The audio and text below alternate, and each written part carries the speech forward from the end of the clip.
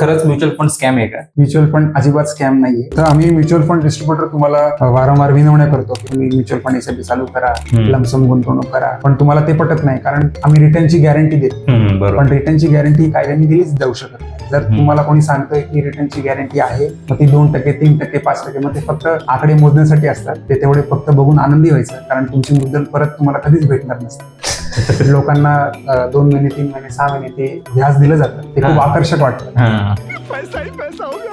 अच्छा, यंग जनरेशनला किंवा खूप लोकांना असं वाटतं नाही आता 3 महिन्यात डबल झाले पाहिजे किंवा 6 महिन्यात डबल झाले पाहिजे. मग त्यासाठी त्यांनी टेलिग्रामच्या चॅनलचा किंवा व्हॉट्सअप ग्रुपचा आधार घ्यायला बघा.